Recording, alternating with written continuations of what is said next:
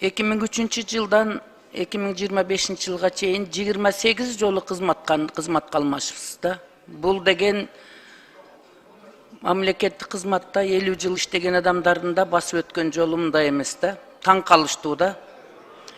Ушунчалык алмашкыз талаш тартышты жараткан, биринен бирге секирип өтүп турган кадр катары мен эсептеп атам. Ошон үчүн басып өткөн жолуңузда чогулткан тажрыйбаңызды, ошол уюштуруучулук, менеджерлик сапатыңызды көрсөткөнгө өзүңүз жоопкерчиликти алып келип атасыз да, туурабы? Ошондуктан президенттин сунушуну президент уят кылбай, жер каратпастан ошол кишинин чечимини жоопкерчилик менен кабыл аласыз го деген мен ниетте болуп турам. Себеби ишеничти дагы актай билиш керек.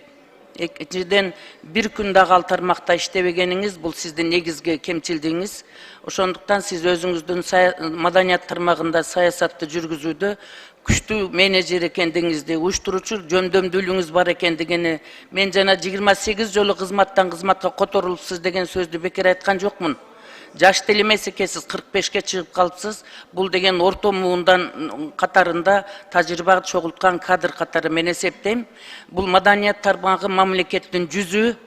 Ошол маданият менен, спорт менен мамлекеттин дүйнөгө таната турган тармак. Ошондуктан мен ишенем, сиз бул тармакты биздин жогорку кеңештин да ишеничин актап, президенттин ишеничин актап иштеп кетесиз деп. Анан ошон үчүн бул жерде бир гана өзүңүзгө байланыштуу болот. Мирбек Кемелович, мына сиздин өмүр баяныңызды мен кунткой уктум да. 2002-жылы сиз окуу жайын бүткөндөн кийин баштап эле бир нече жерде мамлекеттик, муниципалдык, регионалдык жанагыларды иштепсиз, көбүнчө бизнес чөйрөсүндө иш менен алек болупсуз да. 28 жолу орун алмаштырыпсыз. Бул эми бир жагынан бир жерде туруктуу иштебепсиз да. Эң акыркы эле туруктуу иштеген жериңиз бул президенттин администрациясында 2 жылга жакыныраак иштепсиз да. Анан кийин маданият искусствосуна мындай таандык жериңиз да жок экен да. Бияктан сөздүн башында төрага айтып кетти, сизди пилоттук, эксперименталдык жол менен алып келип атабыз депчи.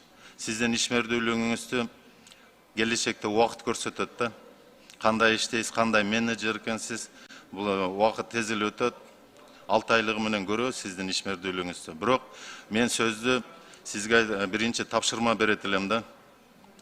Могу Орто Азия боюнча бирден бир жанагы карап көрө турган болсок, караханиттердин мамлекетинин гүлдөгөн мезгили болуп, 10-12 кылым болуп эсептелет да. Ошол маалда Кыргызстандын территориясында ЮНЕСКОга кирген, ЮНЕСКОнун тизмегине кирген Сафет Буланда жайгашкан Шахвазил күмбөзү турат да. Шахвазилдин күмбөзү азыркы күндө ушу маданияттык министрлиги тарабынан бир жеке ишкерге, Эркин Беримкулов деген жеке ишкерге ошол арендага берип койгонсуңар да. Ал киши өзү билгенде калчап келет. Мен буга чейин бир нече жолу сиздерди министрликтерге кайрылып атып, акча каражаттарын которганбыз.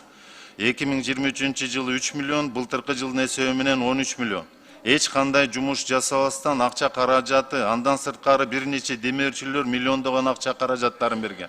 Ошол сууга сиңгендей сиңип, тарыхый мамлекеттик ЮНЕСКОга кирген мавзолей дейбизби күмбөз каралбай келет да тарыхы.